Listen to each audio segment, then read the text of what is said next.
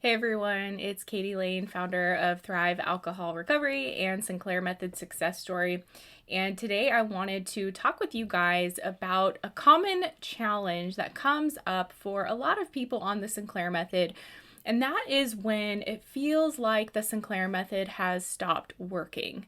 And let me explain what I mean, really relating to how I commonly see this come up, both with Thrive members that are enrolled in our program and just people in the general Sinclair Method world.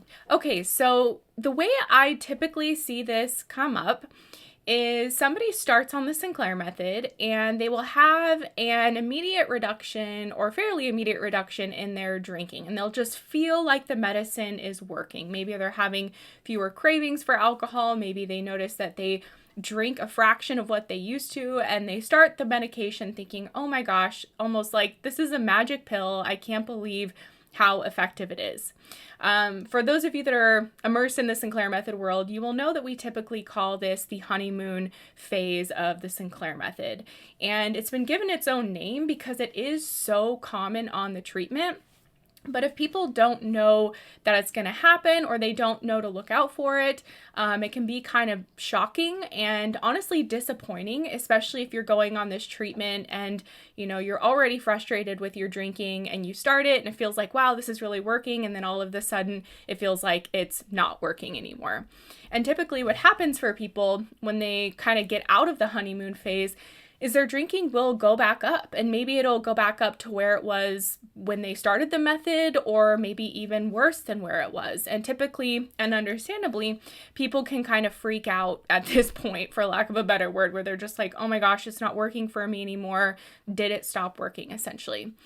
And what I like to say as a coach is that it's not that naltrexone has stopped working. There's so much more to it than that. And in fact, I would say that if you are someone who goes on the medicine and you see those early changes, but then your drinking goes back up, the fact that you had those changes early on is a signal to me that you are clearly a candidate for the medicine and you are responding to the medicine. But there's more to it than just taking a pill to reduce your drinking. And if you've watched me for a while, you know I commonly say that it's important to meet the medication halfway. And I want to talk more about that in this video.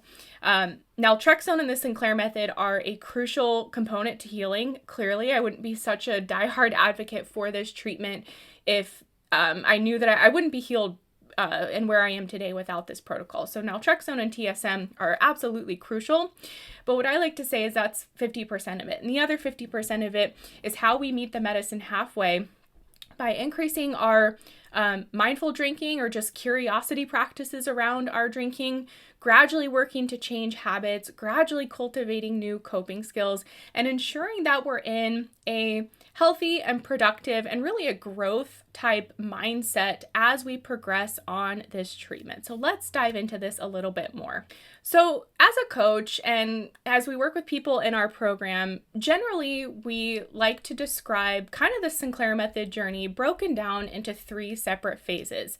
Phase 1 is typically when someone's just starting on the medication and maybe the first month or 2, or maybe even a little bit more, they're starting on the medication, and some people will see that immediate reduction or immediate change in their drinking, basically from day 1 or week 1. Now, other people don't see that immediate reduction in phase 1, and in fact, they'll start on the medicine and they'll be wondering whether or not it's even working or if it's doing anything for them. In both instances, naltrexone and the Sinclair Method can definitely work for people, and there's not an indicator that, if you didn't see an immediate change in your drinking, then you're not a candidate for the medication. That is not true at all.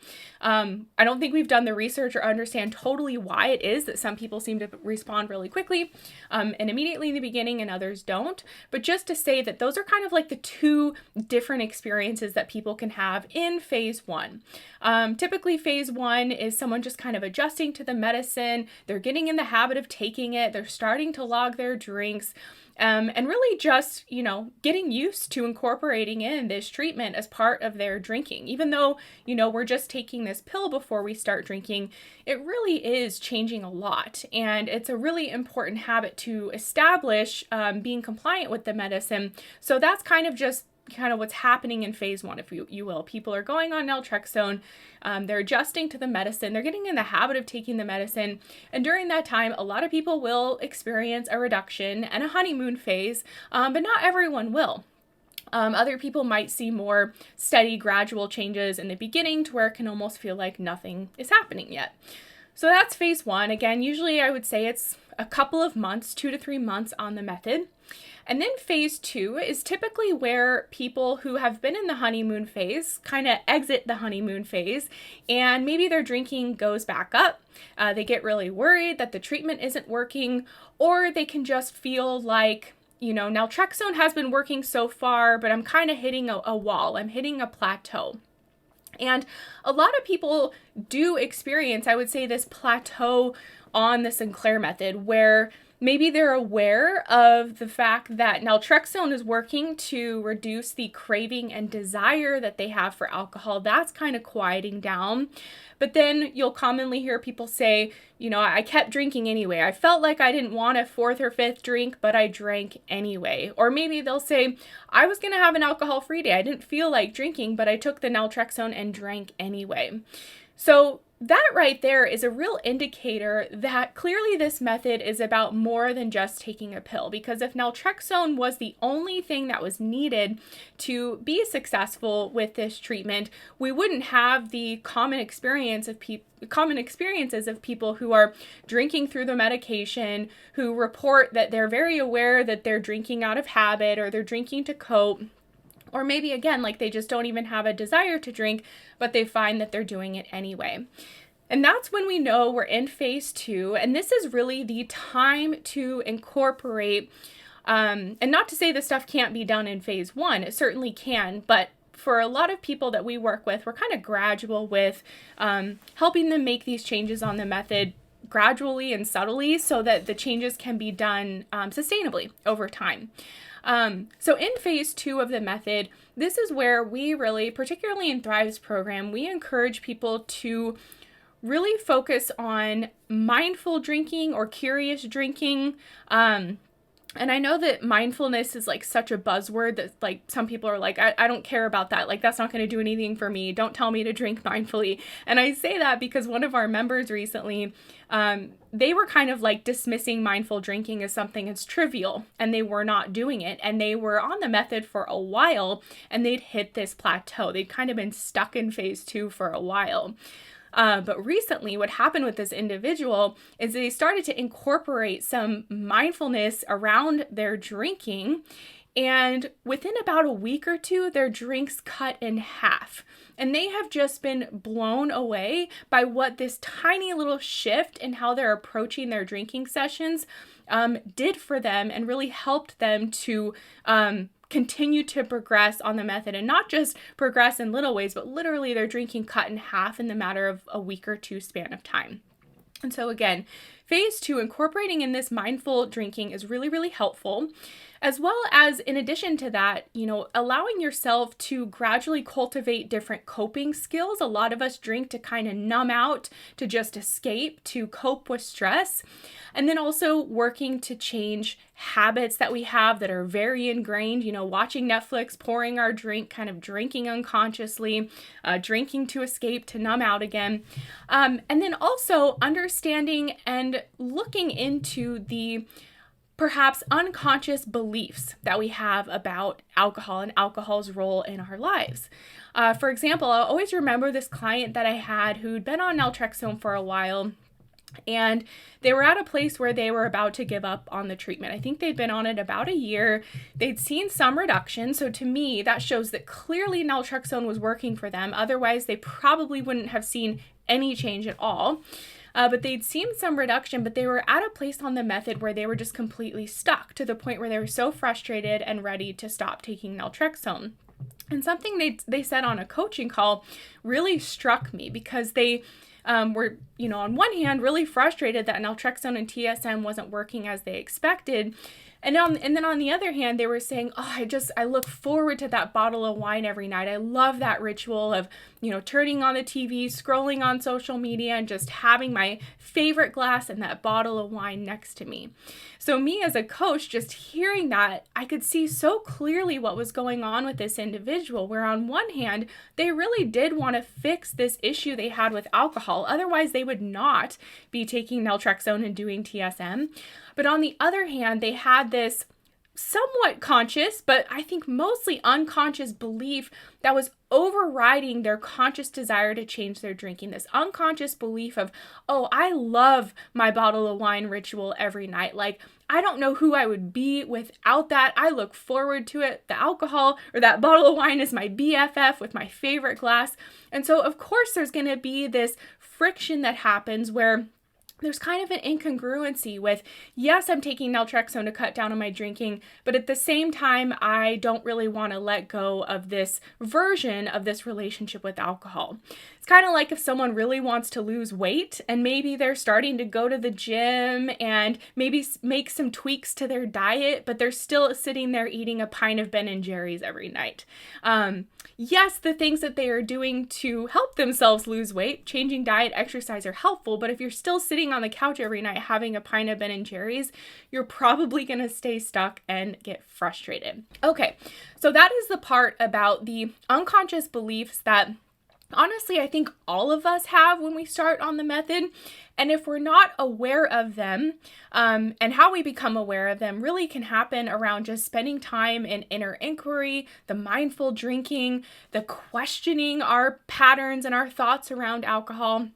If we don't do those awareness and mindfulness exercises, we can stay stuck in these unconscious patterns. Even if we're doing the Sinclair Method perfectly and taking naltrexone perfectly, that's only a part of it, because naltrexone is going to be, of course, blunting some of the rewarding effects from alcohol. But if we're not simultaneously, working to cultivate different habits, different coping skills, questioning, the role alcohol is playing in our life and what role do we really want it to play, if we're not doing that extra work to really redefine our relationship with alcohol, and ultimately what's happening is we're rewiring our brain, by drinking on now. As David Sinclair says in his book, The Cure for Alcoholism, when we've been drinking excessively for years or decades, we've created super highways in our brain that have just become very conditioned to, this type of relationship we've had with alcohol, where maybe we're a daily drinker, we're a binge drinker, but it has a very significant role in our life, really due to changes that have happened in our brain. And our brain has really learned that alcohol is a reward, and it's our number one reward, and we're going to turn to it as often as possible. So when we go on TSM, we start to break down that superhighway that's been established for years or decades. But if we're not simultaneously establishing other neural pathways in our brain, other superhighways where, we're doing exercises or things that we love to do, or hobbies or crafts or passions, if we're not actively and proactively seeking out these other things, and we're just focused on taking naltrexone and doing TSM, yes, it's going to help. But again, that's where a lot of people end up at the plateau on the Sinclair Method, where they've seen some progress, but in order to take it to the next level, they've really got to engage the process, again, with mindful drinking. So what does mindful drinking look like? That looks like, if you're sitting down and you've had your naltrexone, you're cracking open some beers and watching the game. Are you sitting there and just pounding the beers and reaching for the other one without thinking about it? Or are you, making that beer last you an hour and having a drink, a non-alcoholic drink after that beer? And are you ensuring that you have a bunch of food in your stomach so you're absorbing the alcohol more slowly? And are you really thinking about, am I enjoying this drink? Do I really want another drink? Another scenario one of our members was recently talking about, where they go out and play tennis, and after tennis, every time a group of friends goes to get a glass of wine, more than a glass of wine, but they go out to a bar and everyone drinks and gets intoxicated. And so she'd been on TSM for a year or more and was realizing that, oh my gosh, here I am playing tennis and going out to get this drink afterward, and I was just doing it unconsciously. I wasn't even challenging myself or the fact that, hey, actually, I can still go out with him and I don't need to drink, or maybe I don't even have to go out with him after tennis. I can do something else. That is an act of mindfulness that by doing that mindfulness work, it interrupts that thought loop, that habit loop that has been playing out where unconsciously she was believing every time I go play tennis, I go to this bar and I get drinks. Yes, that's been true in the past, but in order to do something different going forward, you have to interrupt that thought loop and that pattern that's been playing out. So that's just a few examples of mindful drinking. There's so many ways to go about this, and it's best to do it, tailored to your specific drinking and what's good for you. In Thrive's program, we have a bunch of exercises and recommendations to help people with this.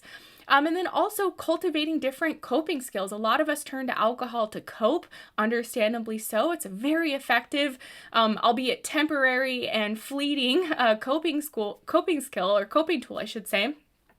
But through TSM, we really need to teach ourselves different ways to cope. And one way that I did this personally that worked really well for me is I would get the thought, okay, I need to drink. Like, I've had a bad day. I'm going to go home and open up that bottle of wine.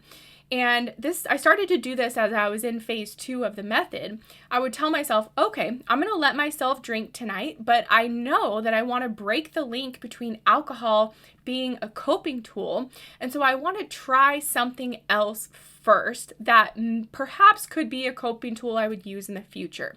So I wouldn't take drinking off the table for sure, at least in the beginning. I would say I can drink later, but before I do that, I'm going to go for a walk, or I'm going to have a really delicious meal, or I'm going to go get a massage, or I'm going to go watch a movie. I'm going to do something else, or I'm going to turn on YouTube and watch a bunch of funny videos. It can be a totally low bar, simple, silly thing that you do, but it's just, again, this act of doing something different so that you're interrupting the habit loop that's been on autopilot and been playing out for years or decades. If you are not doing that as part of your Sinclair Method protocol, you are probably going to get stuck on the method and be frustrated. And that's okay. There's no rush to extinction or the end goal of this treatment, whether you plan to drink moderately or go alcohol free. There's no rush to that point.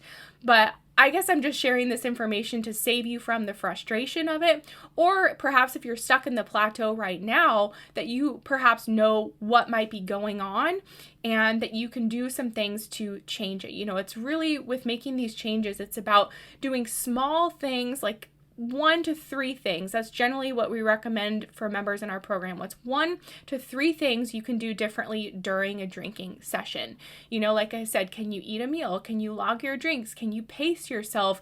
Can you pause and reflect after each drink to see if you really want another one? Can you take a break?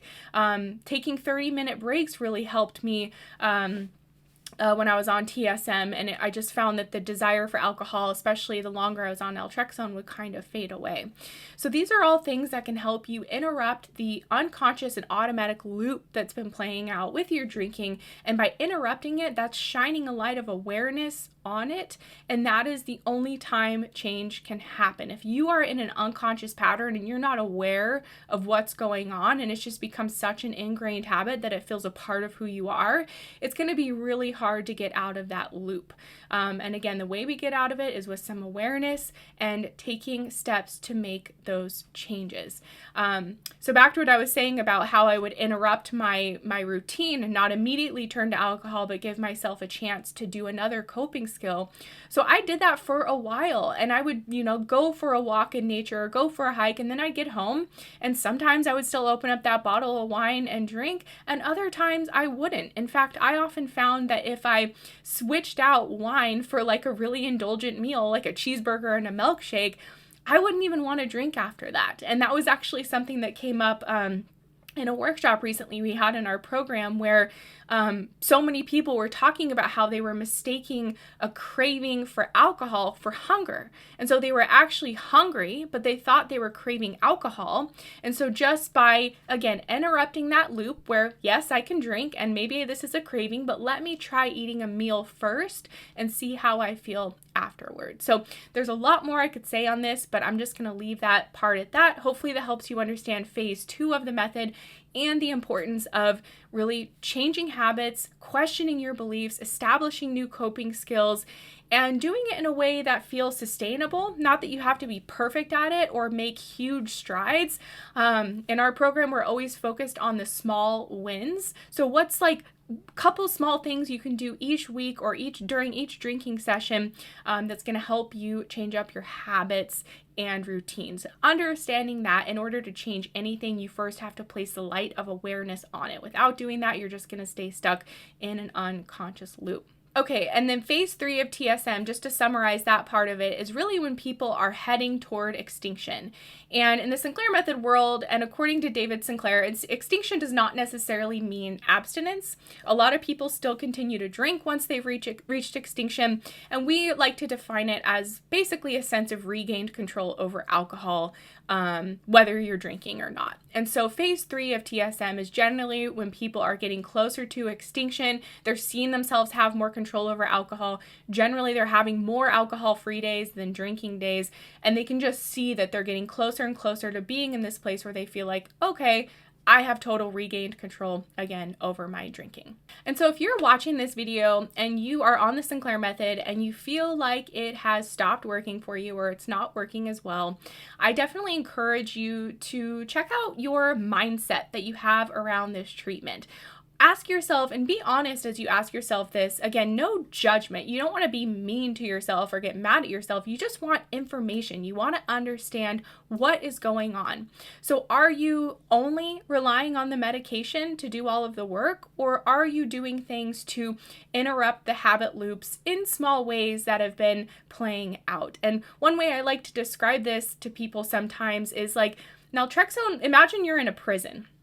And when you take naltrexone, it's almost like using a key to unlock the prison door. So naltrexone is your key out of the prison, but you still need to open the door, walk outside the prison cell, and go outside the prison and build a life that won't put you back into that prison. So without the key, you're not going to get out of the prison, but once the key has unlocked the door, it's up to you to open the door, step outside the jail cell, and go out and cultivate a life that will be fulfilling and amazing and not put you back in that prison of alcohol use disorder. And that's another thing I'll say is sometimes when people go on this treatment, I would say in our program, at least half the people that join our program are already on naltrexone. They're already doing TSM, and they join because they realize they need more support, that it really is more about just taking a pill. And sometimes what happens for people is they do the Sinclair Method a few times and maybe they stop being compliant, or maybe they fall back onto old habits or patterns. The good thing about the Sinclair Method is that you can always return to the treatment. And from what I've seen, it does work just as well the second, third, fourth time around for people. But typically what happens for people is when they go non-compliant or when they stop doing TSM, it can be out of a frustration because they feel like they've hit a plateau and they don't have realistic expectations for how long this treatment takes to work. We typically tell people to give it a full year to see results. Some people will get there more quickly. Others will take longer. For most of us, we do see gradual and continuous and encouraging changes along the way, but it really does need time to work because it's taken us years or decades to learn and develop an alcohol use disorder. It will take time to unlearn it as well. But that is one reason where I see people go non-compliant, is just because they don't have the realistic expectation of how long this treatment takes to work, and maybe they're plateaued and frustrated and just want to stop taking it. Another reason that people stop taking it is because they are looking for that familiar buzz and that familiar escape that naltrexone blunts. You know, it is different to drink on naltrexone. So if someone isn't ready to change their relationship with alcohol yet, sometimes they just will put the medication on the shelf and stop taking it, especially if they haven't given themselves a chance to cultivate healthier coping skills yet as well. If things are going well and you're cruising along on TSM and you're seeing progress, that's great. But then life throws you a curveball, things get tough, and the old trusty comfort blanket of alcohol can be a really easy thing to turn to, which is why we are always encouraging our members to cultivate healthier coping skills gradually over time. I like to think about it like a muscle that has become very feeble, our coping muscle, because we've relied on alcohol as a crutch for years or decades. And so as we progress on TSM, we really have to work to strengthen that muscle. And the only way we can strengthen it is by exercising it and doing, other coping skills that don't revolve around alcohol. So I think I'm going to stop this video here. I hope this is helpful for you guys. And I just want to say, if you're in a place where you feel like the Sinclair Method has stopped working, I encourage you to look back and see, were you one of the people that had the honeymoon phase where you noticed a big reduction in your drinking when you first started? If you did, then celebrate that and take it as a sign that you are a good candidate for the medicine and you are responding to the medicine. And now as you enter into phase 2 of TSM, it's time for you to incorporate more awareness into your drinking so that you can gradually work to change habits, cultivate different coping skills, question your beliefs that you have around alcohol.